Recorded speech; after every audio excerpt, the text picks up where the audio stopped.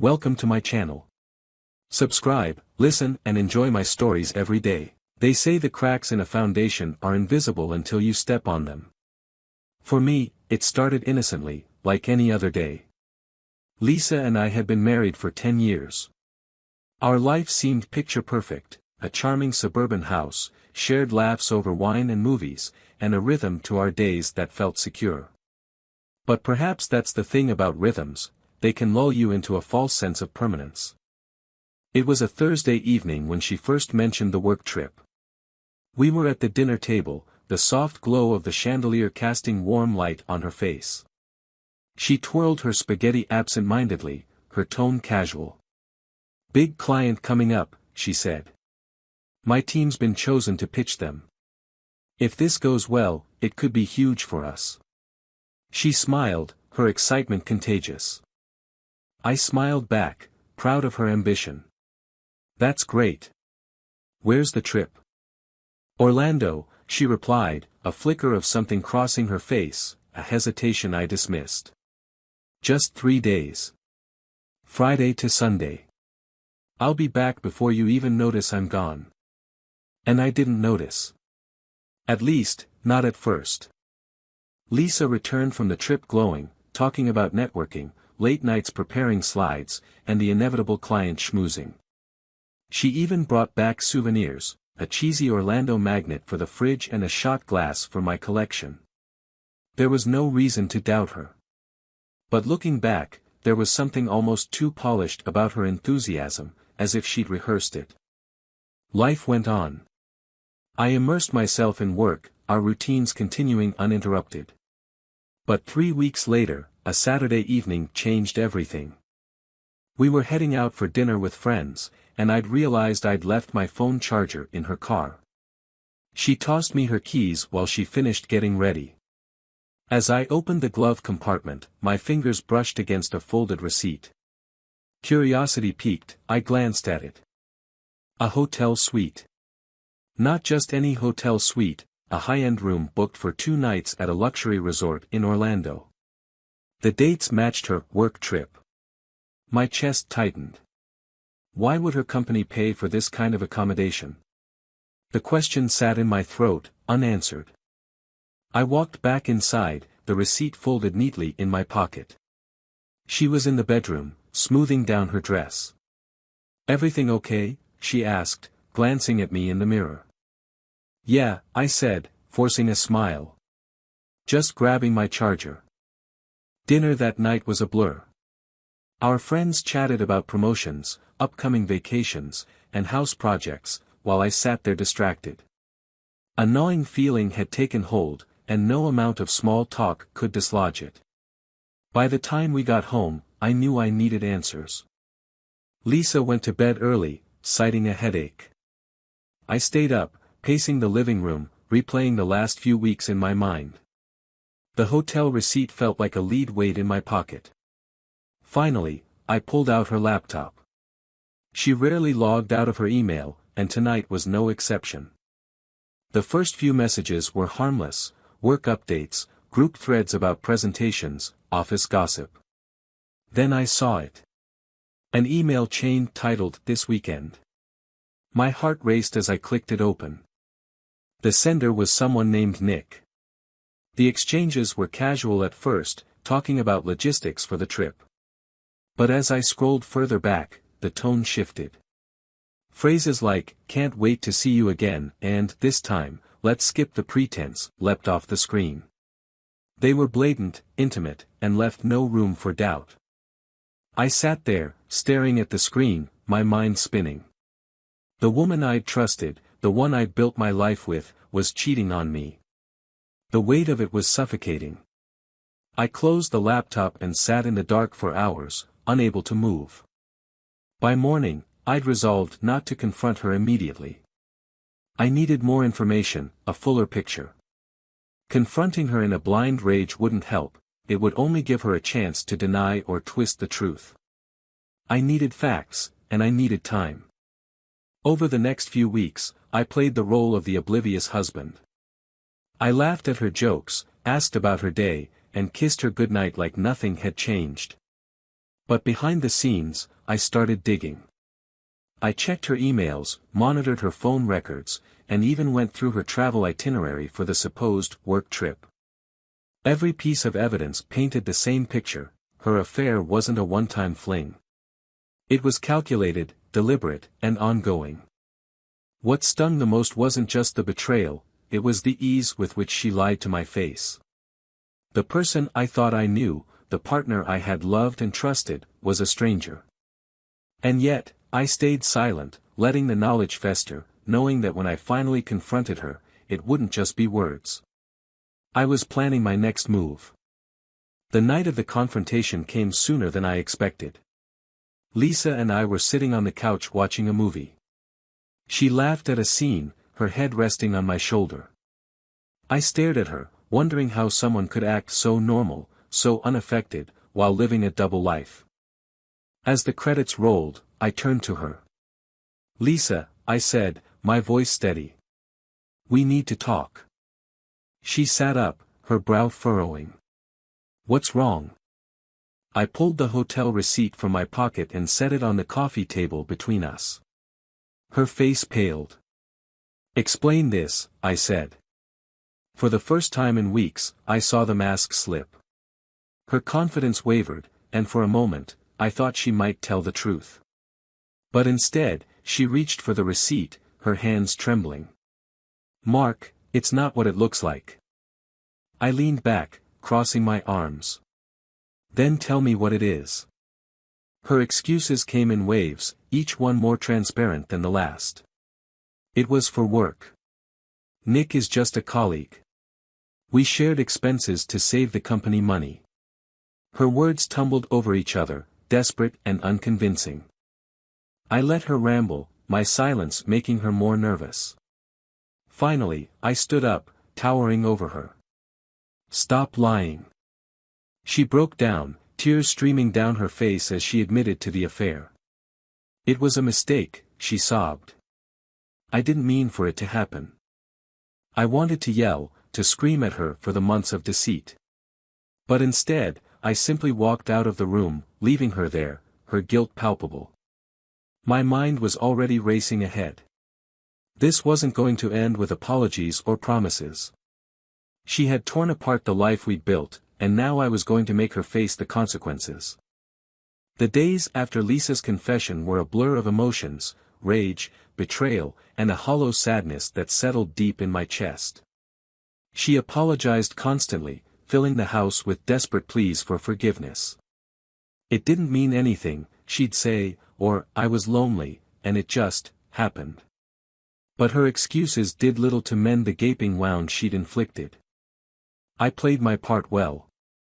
I feigned contemplation, occasionally nodding when she promised to make it up to me, to fix what she'd broken. But my mind was already elsewhere. This wasn't going to be fixed. It couldn't be. Instead, I was planning my next steps. The first thing I did was call Jennifer Pratt, a divorce attorney a colleague had once recommended. Jennifer had a reputation for being ruthless, precisely what I needed. I booked an appointment and prepared myself. The thought of sitting across from a stranger, airing my personal pain, made my stomach churn, but it was necessary. This was war, and I needed the best weaponry. On the day of the meeting, I arrived at Jennifer's office armed with everything I had: emails, phone records, even the hotel receipt. She studied the evidence with a calm professionalism, her sharp eyes darting between the papers and her laptop. When she looked up, her expression was unreadable. "You've got a solid case here," she said. "The affair, the financial records, it's all concrete. Have you thought about what you want?" I hesitated. What did I want? Revenge? Closure? Or simply freedom from the web of lies Lisa had spun? "I want this to end," I said finally. "But I want to make sure she feels the consequences of what she's done." Jennifer leaned back in her chair, a small smile playing on her lips. "Then you've come to the right person." She walked me through the process: how we'd freeze our joint accounts to prevent her from draining them, how we'd divide assets, and how custody of any shared property would play out. Lisa and I didn't have kids, so at least that part would be simple. But the house, the savings, even our dog Max, they were all pieces of a life I wasn't ready to dismantle. Still, Jennifer's confidence gave me strength. "I'll handle the legal side," she said. "But there's one thing you need to remember, don't tip your hand. Keep things as normal as possible until we're ready to serve her." Normal. That word felt like a cruel joke. I went home that evening determined to follow her advice. Lisa greeted me at the door, her face hopeful. "I made dinner," she said softly. "Your favorite, steak and potatoes." The house smelled like butter and rosemary, but the sight of her standing there in an apron only deepened the bitterness in my chest. "Thanks," I said, forcing a smile. We ate in near silence. Lisa tried to make small talk, but I barely responded, my mind racing with the steps I needed to take. That night, as she slept beside me, I slipped out of bed and began securing our finances. I transferred my paycheck into a separate account and changed the passwords to my online banking and email. If Lisa noticed the next day, she didn't say anything.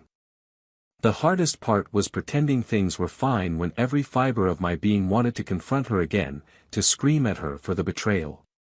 But I had to wait. Patience was key. 2 weeks later, I was ready to escalate. The private investigator I'd hired, an unassuming man named Eric, sent me a neatly compiled report on Lisa's activities. Photos, timestamps, even a record of her phone's GPS movements. It was meticulous, damning. There were no more doubts. Lisa wasn't just cheating, she was practically flaunting it. One photo stood out, Lisa and Nick, sitting at an outdoor cafe, their heads close together. She was laughing, her hand brushing his arm. It was the same laugh she'd shared with me on our honeymoon in Italy, the laugh that used to make my heart race. Now, it felt like a knife twisting in my gut. The next day, I took a different approach. I'd been combing through our shared accounts when I noticed something odd, a recurring charge to a local jewelry store. It wasn't a store Lisa had ever mentioned, and the amount was significant. I called the store, posing as Lisa's husband. The woman who answered was polite, even chatty. "Oh yes, I remember that purchase," she said. "Your wife was replacing her wedding and engagement rings. She said they'd been stolen on a business trip." My blood ran cold. Lisa hadn't lost her rings, she still wore them every day. The store clerk didn't realize it, but she just handed me the confirmation I needed. Lisa was buying a second set of rings, likely for Nick. By the time I hung up, my hands were shaking with anger. This wasn't just a betrayal, it was a mockery of everything we'd built together. The final straw came a few days later.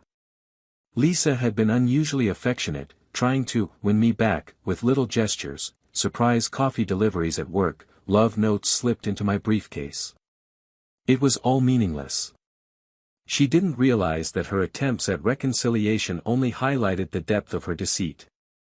That evening, as we sat on the couch, she brought up the possibility of a getaway. "Maybe we could go to the mountains," she suggested, her voice hopeful. "Just the two of us. Get back to what matters." I nodded, feigning interest. "That sounds nice," I said. "We could use a break." In truth, I had no intention of going anywhere with her. The divorce papers were ready, and Jennifer was preparing to serve them.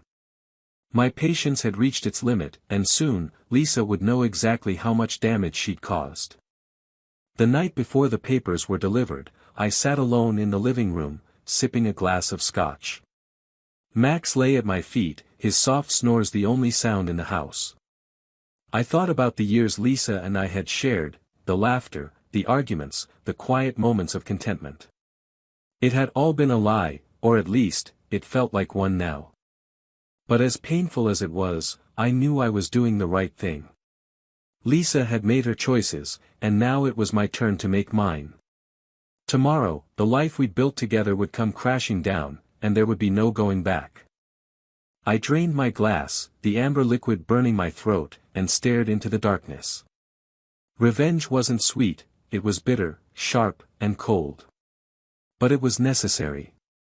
The morning of the confrontation dawned bright and crisp, a stark contrast to the storm brewing in my chest. Today was the day. Jennifer had arranged for the papers to be served at noon while Lisa was home for lunch. It was a tactical decision, neutral ground, minimal witnesses, and no opportunity for theatrics. I left early for work, giving Lisa a quick kiss on the cheek as she stood in the kitchen. She smiled, oblivious. "Have a good day," she said, her voice light.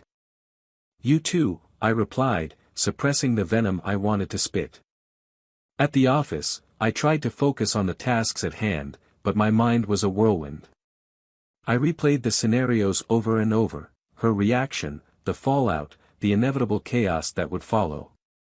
But as the clock ticked closer to noon, a strange calm settled over me. This was no longer about emotions, it was about execution. At exactly 12:15, Jennifer called. "It's done," she said simply. I thanked her and hung up, the weight of anticipation lifting slightly. Now it was a matter of waiting. When I arrived home that evening, the atmosphere was electric. Lisa was sitting in the living room, the divorce papers spread across the coffee table in front of her. Her eyes were red, her hands trembling as she clutched the documents. "You did this?" she asked, her voice barely above a whisper. I set my briefcase down and leaned against the doorway, crossing my arms. "I did." Her face crumpled, and for a moment, I thought she might collapse. "Mark, how could you, why would you do this?" I laughed, a bitter, hollow sound. "You're asking me why? Are you serious?" "I made a mistake," she cried, standing now, her voice rising. "I told you I was sorry. I've been trying to make it right." "A mistake?" I said, my tone sharp. "Mistakes happen once, Lisa. They don't stretch across months. They don't involve hotel rooms, jewelry, and lies so elaborate they could fill a novel." She flinched but didn't back down. "You don't understand." "No, you don't understand," I interrupted, stepping closer. "I gave you everything. I trusted you. And you threw it all away for him." Tears streamed down her face as she reached for me. "Mark, please. I love you." I was confused, but I never stopped loving you. I stepped back, shaking my head. "Don't. Just, don't." The silence that followed was deafening. Lisa sank back onto the couch, her hands covering her face. "What happens now?" she asked, her voice muffled. "Now," I said, my tone cold, "you face the consequences of your choices." For a moment, I felt a pang of guilt watching her crumble. Despite everything, she was still the woman I'd shared my life with for a decade. But that guilt was quickly overshadowed by the memory of her betrayal, the lies, the deceit, the nights she'd spent with someone else while I was at home, believing in us. Lisa wiped her tears and looked up at me. "Can't we at least try to work through this? For what we had?" "What we had is gone," I said flatly. "You destroyed it." Her gaze hardened, and for the first time, I saw a flicker of defiance. "You're not perfect either, Mark. You work too much. You're distant." I felt invisible. "Don't you dare," I snapped, my voice low and dangerous. "Don't you dare try to blame this on me. I was working to build a life for us. I was here, present, faithful. You were the one who strayed." She didn't respond, her defiance fading as quickly as it had appeared. The reality of the situation was sinking in, and she looked smaller, almost fragile. "I'll stay with my sister," she said quietly. "At least until we figure out the logistics." "That's probably best," I replied, my voice devoid of emotion. Lisa began gathering a few belongings, her movements slow and deliberate.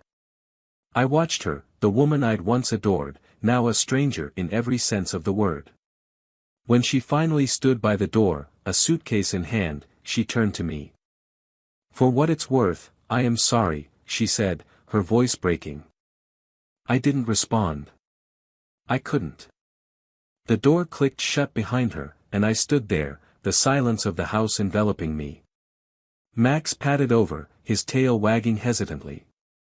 I crouched down, scratching behind his ears, finding comfort in his unspoken loyalty.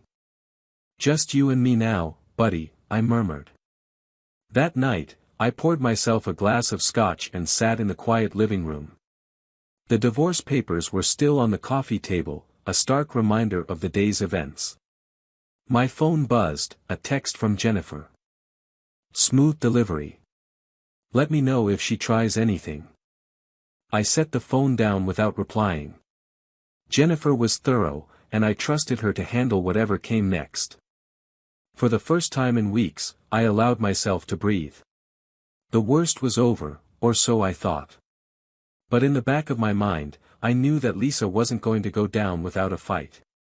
She had a knack for manipulation, and this was far from the end. Still, as I sipped my drink, a sense of relief washed over me.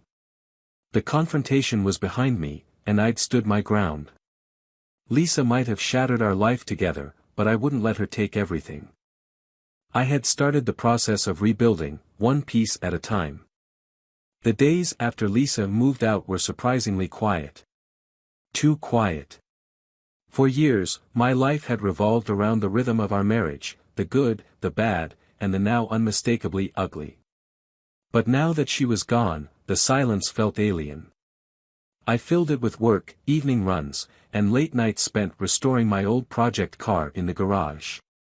It wasn't much, but it kept me sane. I thought I'd seen the last of Lisa's chaos. Jennifer kept me updated on the legal proceedings, and everything was moving forward. Lisa hadn't contested the divorce yet, which was a relief. For a moment, I thought maybe she'd taken the high road, accepting that her actions had consequences. But life, as I've learned, rarely ties things up so neatly.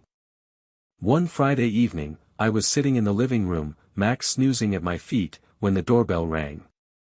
I wasn't expecting anyone, and a quick glance at my phone showed no messages from friends or family. My stomach tightened as I walked to the door. It was Lisa. She stood there, her face pale, her hair unkempt, and her eyes hollow. In her hands was an envelope, crumpled and smudged, as if it had been gripped too tightly for too long. "Mark, I need to talk to you," she said, her voice trembling. I hesitated, every instinct screaming to send her away, but something in her demeanor stopped me. She looked terrified. "What is it?" I asked, stepping aside reluctantly to let her in. She clutched the envelope tightly, pacing the living room like a caged animal. "I know I don't deserve your time," she began. "But you need to see this." She handed me the envelope. Inside was a stack of photographs, grainy, black and white images taken from what looked like a security camera. My chest tightened as I flipped through them. Lisa, sitting in a car. Nick, standing outside, talking to someone. Then a final, chilling photo, Nick handing an unmarked package to a man I didn't recognize. "What the hell is this?" I asked, my voice sharp. Lisa bit her lip, her eyes darting around the room as if expecting someone to burst in. "Nick isn't who I thought he was," she said quietly. "I found these in his apartment after he left for work. I think he's involved in something dangerous." My first instinct was disbelief. Lisa had spun so many lies, how could I trust anything she said now? But the fear in her voice was real, and the photos didn't lie. "Dangerous? What do you mean?" I asked. "I think he's been using me," she said, her voice breaking. "Those business trips I thought we were taking. They weren't just for us. He was meeting with people, shady people. I think I was his cover." Her words hit like a freight train. If what she was saying was true, it meant her affair wasn't just a betrayal of me, it had placed both of us in harm's way. Why come to me now? I asked, my tone cold. Why not just go to the police? Lisa shook her head vehemently. I can't. I don't have proof of what's in those packages. All I have are these photos. If I go to the police, they'll think I was involved too. I sat down, staring at the photos spread across the coffee table. The anger I'd felt for weeks was still there, but now it was mingled with something else, concern. Despite everything, Lisa was still someone I'd cared about, someone I'd shared a life with. And now, she was tangled in something far beyond an affair. What do you expect me to do? I asked finally. Lisa hesitated, then reached into her bag, pulling out a USB drive. I thought maybe, you could help me figure out what's on this. It's from Nick's laptop. You want me to help you expose him? I asked, incredulous. She nodded. I don't know who else to turn to. You're the only person I can trust. The irony of her words wasn't lost on me. Trust. That ship had sailed the moment she'd chosen Nick over me. But as much as I wanted to wash my hands of her, I couldn't ignore the gravity of the situation. If Nick really was dangerous, ignoring this could have consequences far beyond our messy divorce. Fine, I said after a long pause. But this doesn't mean I forgive you. I'm doing this because I want answers. Lisa nodded, her relief palpable. Thank you. We spent the next few hours combing through the contents of the USB drive. Most of it was mundane, emails, spreadsheets, personal photos. But then we stumbled upon a folder buried deep in the file tree, labeled Contracts. Inside were documents detailing payments, delivery schedules, and encrypted messages that hinted at something illegal. One email stood out, a correspondence between Nick and an anonymous contact, discussing a final shipment scheduled for the following week. The location? A warehouse less than an hour away. This is it, Lisa said, her voice barely above a whisper. This proves he's up to something. It proves he's shady, I countered. But we still don't know what he's actually doing. Lisa looked at me, desperation in her eyes. We have to go to the warehouse. See for ourselves. I stared at her, stunned. Are you insane? Do you know how dangerous that could be? Please, Mark, she pleaded. If we can get more evidence, we can take this to the police. End it for good. Against my better judgment, I agreed. The next night, we drove to the warehouse under the cover of darkness, parking a safe distance away. The building was dimly lit, with only a few vehicles outside. We crept closer, hiding behind a stack of crates as we peered through a window. Inside, Nick was arguing with another man, gesturing toward a large metal container. I couldn't hear their words, but the tension was clear. Suddenly, Nick turned, his eyes narrowing as if he'd sensed something. Lisa and I ducked out of sight, my heart pounding in my chest. Let's go, I whispered, grabbing her arm. But before we could move, the door burst open, and two men stepped out, guns drawn. Looks like we've got company, one of them said, his voice cold. Time seemed to slow as they approached, their footsteps echoing in the night. I braced myself, unsure of what would happen next. Then, out of nowhere, flashing lights filled the parking lot. Police cars swarmed the scene, their sirens cutting through the tension. The men froze, and within seconds, officers were shouting orders, forcing them to the ground. Lisa and I stood there, stunned, as the chaos unfolded around us. One of the officers approached, his expression stern. We've been tracking these guys for months, he said. What the hell are you two doing here? Long story, I replied, still in shock. As the officers hauled Nick and his associates away, Lisa turned to me, tears streaming down her face. I'm sorry, she whispered. For everything. I looked at her, the woman I'd once loved, now a stranger tangled in a web of lies and danger. It's over, Lisa, I said, my voice firm. For good this time. And for the first time in months, I felt a sense of closure. Not just for the betrayal, but for everything. It was time to move forward, alone, but finally free.